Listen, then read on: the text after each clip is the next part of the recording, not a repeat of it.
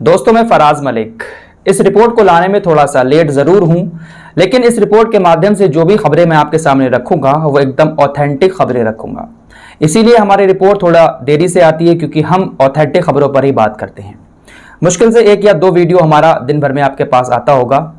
हम चाहें तो हर घंटे में एक सोशल मीडिया की वायरल वीडियो को लेकर वीडियो बना सकते हैं, जहां पर हमास की तरफ से या इजराइल की तरफ से रॉकेट दागे जा रहे हैं, उसको बड़ा चढ़ाकर ब्रेकिंग न्यूज़ आपके सामने रख सकते हैं। लेकिन यहाँ कोई कंपटीशन नहीं हो रहा है। यहाँ हम इजराइल के सपोर्टर से या किसी से कंपटीशन करने नहीं बैठे हैं। हमारा काम जानकारी देना है, जो हम आप लोगों तक ऑथेंटिक जानकारी पहुंचाते हैं। चलिए बात करते हैं इजराइल और फिलिस्तीन की। वैसे आप लोग भी अगर सही और सच्ची ऑथेंटिक जानकारी लेना चाहते हैं समय समय पर, तो आप हमारे साथ जुड़ सकते हैं, चैनल को सब्सक्राइब कर सकते हैं।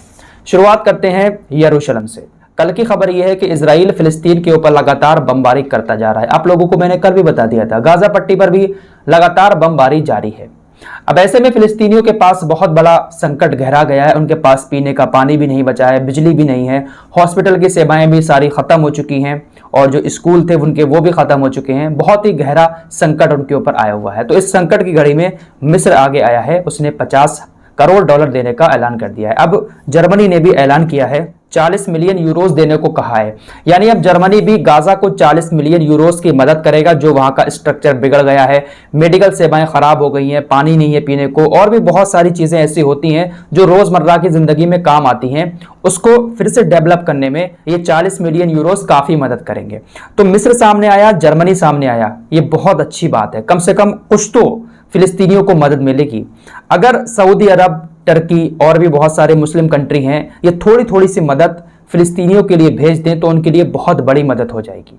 देखिए, मैंने आपसे शाम ही कहा था कि जितने भी मुस्लिम कंट्री हैं, ये अगर थोड़ी थोड़ी सी आर्मी अपनी फिलिस्तीन में भेज देती हैं तो फिलिस्तीन के लोगों की काफी हद तक मदद भी हो सकती है और उनकी हिफाजत भी हो सकती है। अब कल की बात आप लोगों को बता दें कि कल पूरे फिलिस्तीन के अंदर बहुत बड़े लेवल पर प्रदर्शन हुए इजराइल के खिलाफ। फिलिस्तीन के लोग हाथों में पत्थर लेकर निकल पड़े जंग के लिए। इन बेचारों के पास ले देकर सिर्फ एक हथियार पत्थर ही है। इसीलिए मैं कहता हूं कि दूसरे देश जो मुस्लिम कंट्रियां हैं, अगर ये थोड़ी थोड़ी सी अपनी मदद, अपनी सेना यहां पर भेज दें तो इजराइल की आर्मी जो इस वक्त फिलिस्तीनियों के अंदर घुसकर, फिलिस्तीन में घुसकर जो जुल्म कर रही है, कम से कम वो जुल्म तो नहीं करेगी। मुस्लिम देशों की आर्मी इजराइल से लड़ने के लिए ना सही, लेकिन फिलिस्तीनियों की रक्षा करने के लिए तो आ ही सकती है। फिलहाल ताजा मामला यरूशलेम से आया है। जब पूरे फिलिस्तीन में प्रदर्शन हो रहे थे तो यरूशलेम में भी, जहां पर मस्जिद अक्सा और बैतुल मुकद्दस बना हुआ है, वहां पर भी बहुत सारे फिलिस्तीन के लोग इकट्ठे होते हैं और प्रदर्शन शुरू कर देते हैं। तो जिस तरीके से अभी 15 दिन पहले जब ये लड़ाई शुरू हुई थी, इजराइल की फौज बैतुल मुकद्दस और मस्जिद अक्सा में घुस गई थी, इसी तरीके से कल भी इजराइल की फौज वहां पर पहुंच जाती है। अब बहुत सारे लोग कहेंगे कि ऐसे कैसे फिलिस्तीन के अंदर पहुंच गई। यहां पर मैं आप लोगों को एक जानकारी दे देना चाहता हूं कि इजराइल जो है वो यरूशलेम को अपनी राजधानी कहता है, और इजराइल की फौज यरूशलेम में कभी भी आ जा सकती है। तो इसी तरीके से वहां पर लोग प्रदर्शन कर रहे थे तो इजराइल की फौज वहां पर पहुंच जाती है। वहां पर जितने भी लोग इकट्ठा थे उनके साथ बदतमीजी शुरू कर देती है। महिलाएं वहां पर थी, महिला रिपोर्टर भी थी, उनके साथ भी बदतमीजी शुरू कर देती है और बहुत सारे लोगों को गिरफ्तार करके भी ले जाती है। तो एक बार फिर से मस्जिद अक्सा में इजराइल की फौज घुस गई। अब मैं आपको यहां पर वो तस्वीरें नहीं दिखा सकता, उसको अगर आपको देखना है तो आप मेरे इंस्टाग्राम पर जाकर देख सकते हैं। और वो मैं क्यों नहीं दिखा सकता, आप लोग अच्छे से जानते हैं, मैं पहले बता चुका हूं। कई बार यूट्यूब ने मेरे ऊपर एक्शन ले लिया है और मेरी वीडियोस को हटा दिया है इन्हीं तस्वीरों की वजह से। तो मैं आपको इंस्टाग्राम पर सारी तस्वीरें दिखाता रहता हूं, आप वहां पर जाकर फॉलो कर सकते हैं। इंस्टाग्राम का लिंक डिस्क्रिप्शन में और कमेंट बॉक्स में जो पहला कमेंट है वहां पर भी इंस्टाग्राम का लिंक मौजूद है। आइए अब चलते हैं हमास और इजराइल के हमलों की तरफ। कौन ज्यादा हमले कर रहा है, किसको ज्यादा नुकसान हो रहा है, यह भी जानकारी आपको होना बेहद जरूरी है। इजराइल लगातार गाजा पट्टी पर बम दाग रहा है, आपको मैं बता चुका हूं। लेकिन अब जो खबर सामने आई है वो वाकई में इजराइल के लिए मुसीबत खड़ी कर सकती है।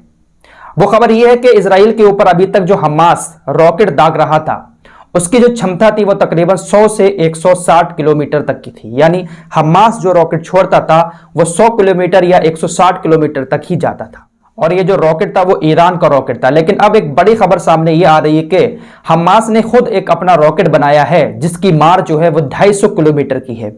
हमास अगर यहां से छोड़ेगा तो 250 किलोमीटर तक वो कवर कर सकता है, और इस रॉकेट का नाम है आयाश 250, यानी 250 किलोमीटर तक ये मार कर सकता है। ये खबर जब सामने आई है तो पूरी दुनिया में हड़कंप समझ गया है, क्योंकि 250 किलोमीटर के रेंज में कोई रॉकेट अगर मार करता है तो ये बहुत बड़ी बात होती है, बहुत बड़ी बात मानी जाती है 250 किलोमीटर की रेंज में।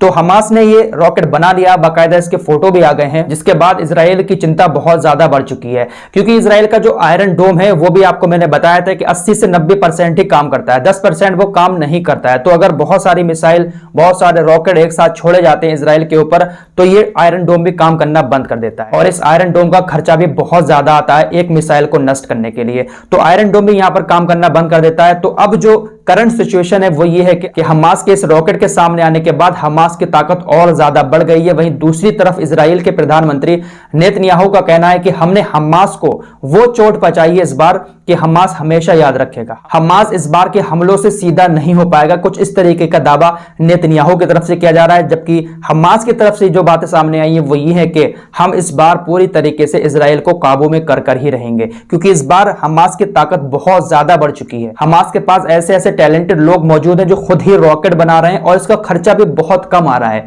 और मैंने आपको एक खबर और बताई थी कि टेक्निकली भी हमास काफी ज्यादा मजबूत हो चुका है। इजराइल के सभी नागरिकों के मोबाइल में उसने एक मैसेज भी भेज दिया था, जिसमें उसने कहा था कि हमारी जमीनों को खाली करो। तो हमास ने भी अपनी ताकत काफी ज्यादा बढ़ा ली है, लेकिन बात यही आती है कि हमास और इजराइल की लड़ाई में सबसे ज्यादा जो नुकसान हो रहा है वो फिलिस्तीन के आम लोगों का हो रहा है। जो घर टूटे हैं, अस्पताल टूटे हैं, जो स्कूल तबाह हो गए हैं, इसको लेकर फिलिस्तीन के लोगों पर बहुत ही गहरा संकट मंडरा रहा है। तो ऐसे में बस यही चाहिए, जितने भी मुस्लिम देश हैं सबको ये चाहिए कि सारे देश मिलकर फिलिस्तीन के लोगों की मदद करें, और जो फिलिस्तीन उजड़ सा गया है उसको फिर से बसाने में मदद करें।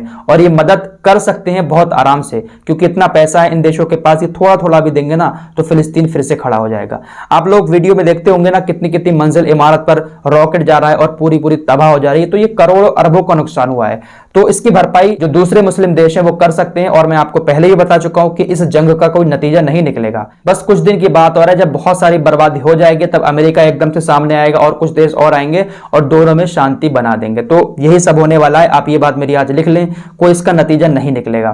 तो फिलहाल इस रिपोर्ट में इतना ही। जैसे कोई और ऑथेंटिक जानकारी आती है आपके सामने लेकर हाजिर हो जाऊंगा, और मैं हर घंटे में वीडियो नहीं बनाता, मैं आपको पहले ही बता चुका हूं। तो हो सकता है कि शाम के वक्त में रिपोर्ट आए। तब तक के लिए अपना ख्याल रखिएगा। जय हिंद, जय भारत।